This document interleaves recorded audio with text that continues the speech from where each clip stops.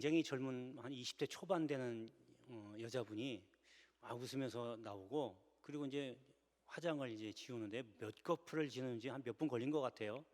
뭐 눈도 눈꺼풀 요거 눈썹도 빼고, 또 뭐 여기도 지우는데 한 번 지우는 게 아니고 뭐 서도 막 지우고 머리카락도 막 풀고, 그래도 또 나중에 전체적으로 또 뭐 물로 막 씻고 하고 하더니 수건을 딱 닦고 얼굴을 딱 피는데 제가 깜짝 놀라서 뒤집어지는 줄 알았어요. 한 50대 중반 되는 아주머니가 화장을 하니까 20대로 바뀌어 버리더라고요.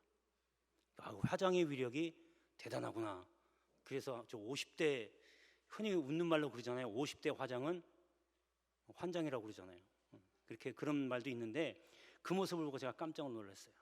그래서 오늘 영상을 이게 준비하면서 느낀 게, 어차피 주님도 분명히 말씀하기를 나중에 주님 오실 때 천국에 가면 드러나지 않는 것이 없이 다 드러난다고 그랬거든요.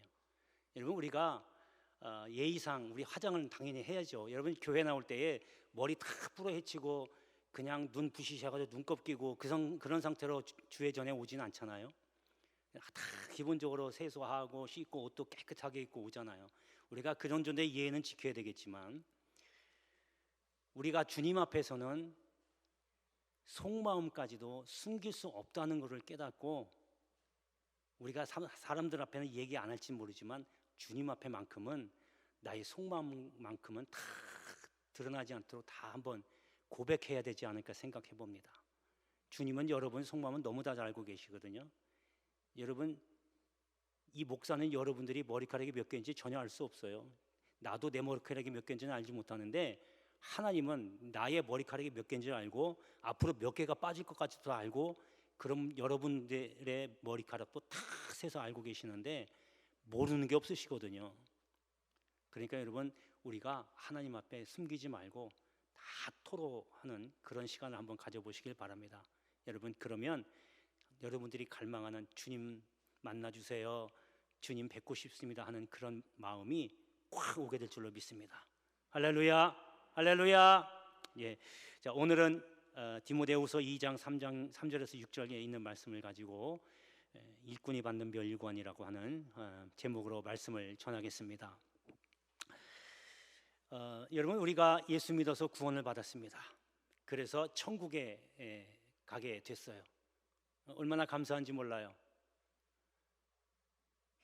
아까 영상 본 것처럼 우리가 돈이 많아서, 배운 게 많아서, 명예가 있어서, 그리고 법 없이도 산다고 해서 천국 가는 거 절대 아닙니다. 다 소용없습니다. 오직 예수만 믿으면 천국 갑니다. 할렐루야, 할렐루야. 그리고 천주교에서는 착한 일 많이 해야 천국 간다고 하는데 그것도 소용없어요. 우리가 헌신하고 봉사하고 선행하는 것도 천국으로 인도할 수 없는 겁니다. 오직 예수뿐입니다. 그러면 목사님, 헌신하고 봉사하고 구제하는 거 그거 안 해도 되네요? 그런 말이 아니잖아요. 우리가 예수 믿고 구원받아서 하나님의 자녀가 되었고, 그래서 천국 백성이 돼서 천국에 갈 수 있다는 것에 감사해서 하나님 말씀대로 구제하고 봉사하고 헌신하고 선행하는 겁니다. 여러분, 그런데 이것이 헛된 것이 아니에요. 왜냐하면 우리가 지금 이렇게 선행하고 헌신하고 봉사하는 것은 지금 당장 눈앞에 나에게 돌아오는 게 없습니다. 여러분, 회사나 직장 가서 한 달 동안 열심히 일하면 월급이 통장으로 들어오잖아요. 대가거든요. 하나님의 일은 그게 아니에요. 지금 당장 돌아오는 게 아닙니다. 다 하늘에 쌓아두는 거예요. 나중에 여러분 천국 가시면요, 상급을 받을 겁니다. 그게 상급의 크기가, 어떤 이는 고가꿀만큼 조그만하게 받을 거고, 어떤 사람은 큰 멸류관을 받을 거예요. 그게 바로 이 땅에 있으면서 헌신하냐 봉사하고 선행하는 결과에 따라 멸류관이 차이가 나게 되는 거예요. 여러분, 이것이 바로 이제 하나님의 일꾼이 받는 멸류관입니다. 그런데 이 멸류관도 아무나 받는 게 아니고 어떤 일꾼이어야 받게 되는지 오늘 말씀을 통해서 함께 은혜를 나누도록 하겠습니다. 자, 첫 번째는 군사 같은 일꾼입니다. 오늘 본문 3절에 보면 너는 그리스도의 예수의 좋은 병사, 이렇게 사도 바울이 기록을 합니다. 그러니까 일꾼을 좋은 병사로 비유하고 있어요. 다른 얘기로 얘기하면 좋은 군인이라는 거예요. 군인도 군인다워야 군인이지 군인답지 못하면 군인으로서의 자격이 없는 거예요. 어떤 군인이 좋은 군인일까? 그 첫 번째가 자기 정체성과 또 소속을 분명히 하는 군인이 참 좋은 군인입니다. 여러분, 군인은요, 군인으로서의 마인드가 있어야 돼요. 그래서 군인으로서 해야 할 생각과 행동을 해야 되는 거죠. 군인인데 일반인처럼 생각하고 행동한다면 이미 군인으로서의 자격이 없어요. 그러니까 예수의 일꾼도 예수의 생각을 해야 되는 거예요. 그 예수 닮아가는 행동을 해야 되는 거죠. 또 반면에 자기가 육군에 있는데 해군관이나 해병대나 공군에 가서 일할 수 없잖아요. 자기 소속이 어딘지 분명히 알고 그에 맞는 일을 해야 되는 거죠. 그러니까 예수께 속한 사람도, 예수의 일꾼들도 내가 예수께 속해 있기 때문에 예수님이 원하시는 일을 해드려야 된다, 그겁니다. 이것이 일꾼이 가져야 할 정체성과 그리고 소속감입니다. 그래서 본문에 뭐라고 그러냐면 그리스도 예수의 좋은 병사, 그리스도 예수에 속했다, 그거예요. 여러분, 우리는 세상 속에서 살지만 여러분들은 천국 백성입니다. 사는 곳은 다르지만 여러분 천국 백성이고 천국의 일꾼이에요. 그렇기 때문에 그런 생각을 항상 가지고 계시고 그런 생각으로 그런 행동을 하셔야 돼요. 그래서 누가 봐도 야, 저 사람은 정말 예수 닮아가는 예수의 일꾼이구나 라고 말할 정도가 돼야 돼요. 그러한 좋은 군인으로서의 일꾼 되기를 바랍니다. 자, 그 다음에 두 번째는요, 좋은 군인은 잘 훈련된 군인이어야 합니다. 군인이 훈련받지 않으면 무슨 의미가 있어요? 그냥 오합지졸 되는 거죠. 이러한 군인이 모여서 군대를 만들면 그 군대는 아무 쓸모가 없어요. 그래서 군인은 훈련을 잘 받아야 돼요.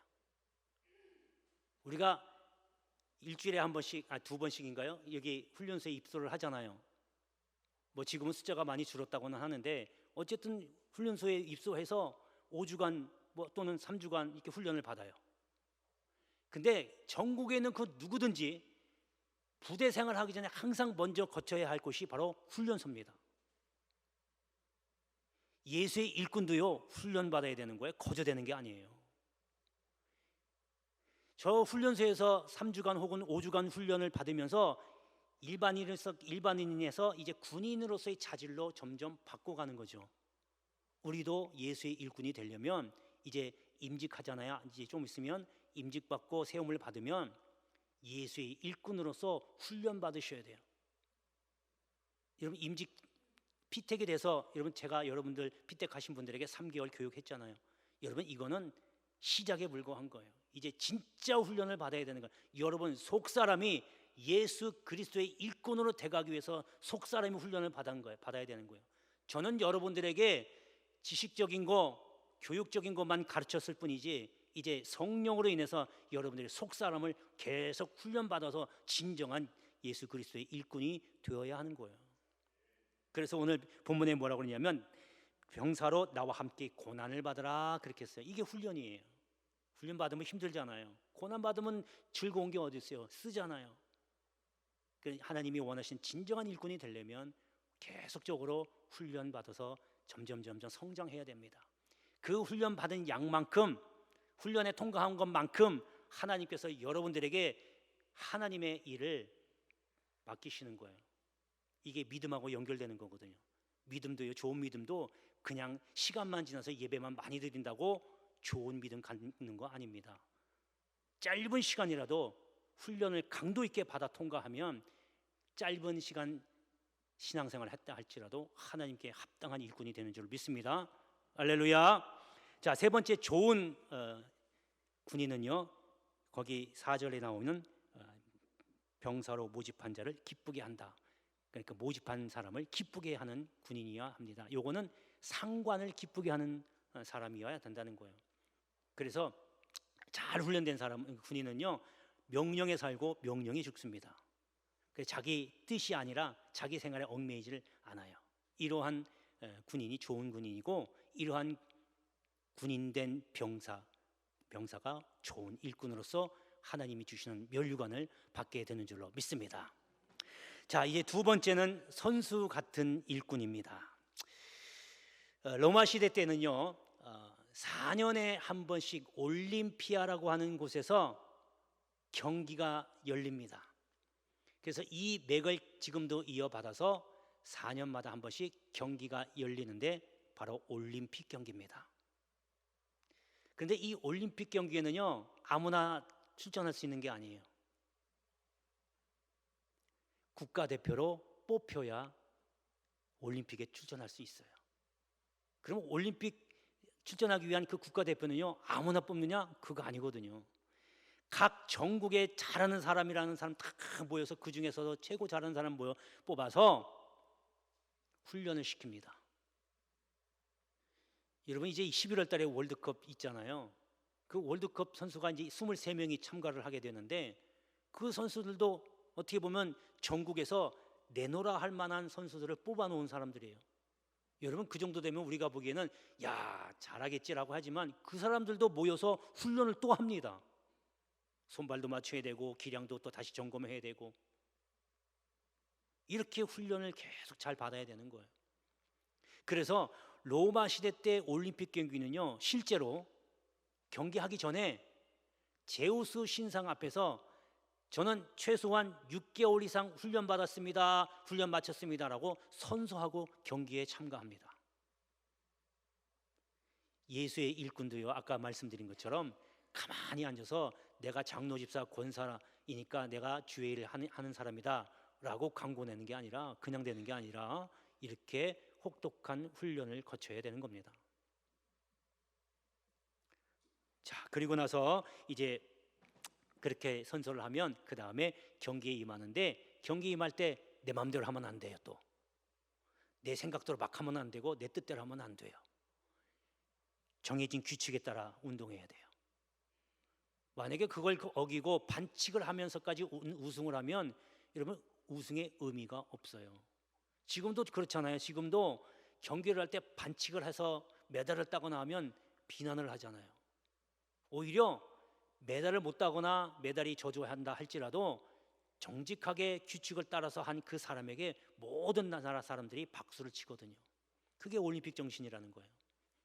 우리도 예수의 일을 할 때도요 훈련을 참 제대로 받아야 되겠지만 예수님이 원하시는 대로 일을 해야 돼요. 내 생각대로 내 뜻대로 하면 교회 일 할 필요 없어요.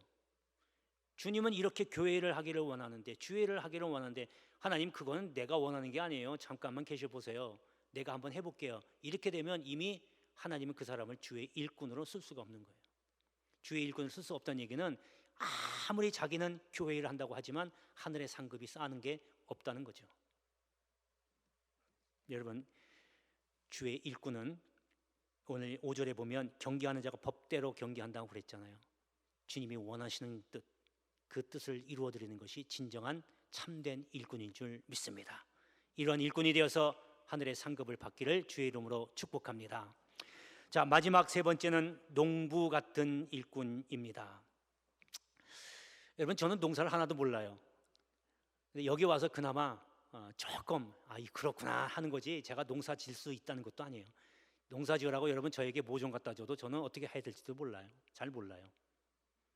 그런데 이렇게 제가 여기 와서 한 6년 지나서 이제 7년째 접어들고 있는데 와서 보니까 제가 결론 내린 게 있어요.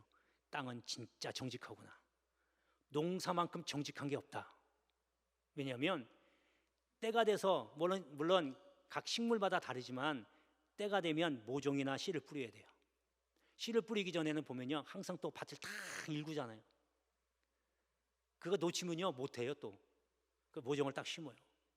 심고서 또 어느 몇 개월 지나면 그게 또 열매를 맺잖아요. 결실을 봐요. 근데 그 결실 보기까지 그냥 내버려 두면 이 결실도 또 작아요. 그래서 집사님들이 저한테 목사님 저 약 좀 쳐야 되고요. 약 안 쳐서 저렇게 작아요. 막 이런 얘기도 해요. 그러니까 그 관리하기 위해서 약도 줘야 되고 비료도 줘야 되고 또 잡초도 제거해야 되고 얼마나 수고를 많이 해요. 이렇게 수고하고 나서 그 때를 기다려야 그나마 이제 결실을 맺는 거예요. 농부가요 그거 안 하고 그냥 게으러 버리면요 그 결실이 별로 풍성하지 못하다는 거죠. 그래서 땅은 정직하다는 거예요.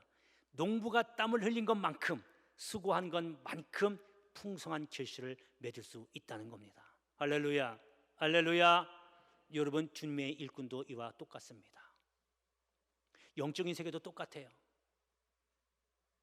여러분 우리가 전도를 하잖아요. 아파트를 전도하면요 이렇게 하기도 합니다. 뭐 사람마다 다 방법은 다르지만 먼저 관리실에 가서 이사할 예정인 호수를 미리 정보를 입수를 딱 해요. 그러면 그날 딱 되고 미리 대기를 딱 합니다. 그리고 그날 이사 오잖아요. 오면 그날 가서 같이 이삿짐 날려주는 건 아니에요. 날려주면 복잡할 뿐이에요. 요즘은 이삿짐 센터가 대신 하긴 하지만, 그리고 이삿짐 센터가 와서 다 돌아가고 나면 그때에 생수 한 통, 그리고 주변 마을 약도, 그리고 쓰레기 봉투 딱 들고 집을 찾아갑니다. 똑똑 두들기고 어느 교회에서 왔습니다. 힘드시죠? 저희가 조금 도움 주려고 하는데 괜찮으시겠습니까? 하고 생수를 갖다 드립니다. 물이 제일 급하니까. 또 이사하고 나면 제일 궁금한 게 뭐예요? 주변에 마을이 제일 궁금하죠. 어떻게 돼 있는지. 약도를 줍니다. 어느 곳에 가면 맛있는 음식점이 있고 어디 가면 뭐가 있는지 먼저 줘요. 그리고 이삿짐 싹 정리하고 나면 쓰레기 많이 나오잖아요. 쓰레기 봉투 줍니다. 쓰레기 봉투 그냥 주는 게 아니고 거기에 교회 딱지 라벨 딱 붙여서 이런 교회입니다라고 붙여서 쓰레기 봉투 줘요. 거기서 다 담아서. 그리고 이제 이삿짐 끝나고 나면 일주일에 한 번 아니면 한 달에 몇 번씩 정해서 그분을 녹화하고 전화하고, 그리고 바로 교회 오세요 그렇게 안 해요. 수시로 전화하고 확인하고 이렇게 하고, 그 다음에 이제 그분이 마음이 조금 열렸다 이렇게 생각이 되면 이제 와서 같이 한번 예배 드리실래요? 제가 몇 시까지 데리러 오겠습니다. 그냥 오세요도 아니에요. 제가 몇 시까지 이거를요 몇 년씩 합니다. 그리고 이제 어느 정도 와서 이제 은혜가 좀 들어갔다 싶으면 이제 그 다음에 등록하고 이제 이렇게 같이 신앙생활하고 구역에 편성돼서 이제 신방을 하게 되고 이렇게 하는 겁니다. 여러분 그 기간이요 하루 이틀 되는 게 아니에요. 전도하는 것도요 그냥 예수 전해가지고 빨리 예수 믿으세요 그거 아닙니다. 농부처럼 수고하고 노력하고 그리고 끈기 있게 기다려야 돼요. 그래야 복음의 열매가 그때 맺는 거예요. 여러분 사도 바울이 복음을 전했잖아요. 복음을 전해가지고 그 주변이 복음화되기가 여러분 금방 된 것 같으세요? 수십 년이 걸렸어요. 바울이 선교하고 나서 그 후에 몇십 년이 걸려서 그제야 비로소 333년 만에 로마가 기독교로 공인하게 된 거예요. 엄청나게 오래 걸렸죠. 바울이 복음 전하고 나서. 이와 같이 영적 세계도 똑같이 내가 애쓰고 수고하고 끈기 있게 기다려야 결실을 볼 수 있다고 합니다. 그래서 여기 보면 6절에 수고하는 농부가 곡식을 먼저 받는 것이 마땅하다. 이것이 바로 농부같이 일꾼으로 일해야 된다는 거예요. 여러분 내가 봉사하고 일했다고 당장 뭔가 얻을 것 같이 하지 마시고, 또 다른 사람에게 전도했다고 전도 열매가 당장 맺는다고 하지 마시고 수고하되 인내하고 기다리십시오. 기도하시면서 그 사람을 위해서 기도하시면서 기도하면 반드시 주님이 열매를 맺게 해줄 줄로 믿습니다. 할렐루야, 할렐루야. 오늘 말씀드린 대로 일꾼이 받는 멸관, 여기 계신 모든 분들이 다 하늘의 상급을 받기를 주의 이름으로 축원합니다. 기도하겠습니다. 은혜로우신 아버지 하나님 감사합니다.